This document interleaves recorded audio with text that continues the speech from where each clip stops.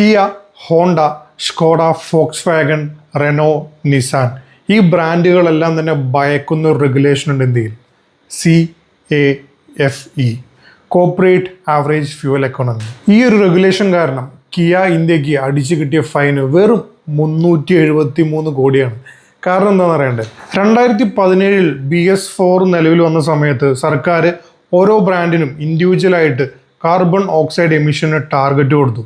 ഇതിൻ്റെ പേരാണ് CAFE-1. ഇത് അളക്കാൻ അവർ ഉപയോഗിച്ചത് ഓരോ ബ്രാൻഡും സെല് ചെയ്യുന്ന വെഹിക്കിൾസിൻ്റെ വെയിറ്റ്, സെയിൽസ് നമ്പർ, മൈലേജ് ഇതൊക്കെയാണ്. ബേസിക്കലി സർക്കാർ ഇവരോട് പറഞ്ഞു, ഒന്നില്ലെങ്കിൽ നിങ്ങൾ കാറ് വിൽക്കുന്നതിൻ്റെ എണ്ണം കുറയ്ക്കുക, അല്ലെങ്കിൽ ലൈറ്റർ ആയിട്ടുള്ള ഫ്യൂൽ എഫിഷ്യൻ്റ് ആയിട്ടുള്ള കാറുകൾ വിൽക്കുക.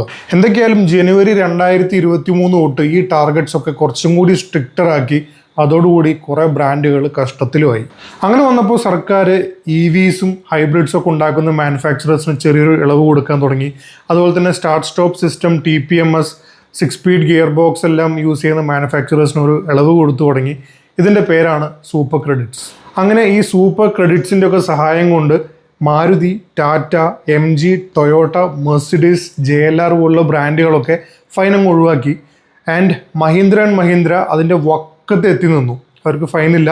പക്ഷേ ഫൈൻ ഒഴിവാക്കാൻ പറ്റാത്ത ബ്രാൻഡുകളാണ് ഞാൻ തുടക്കത്തിൽ പറഞ്ഞ ബ്രാൻഡുകൾ.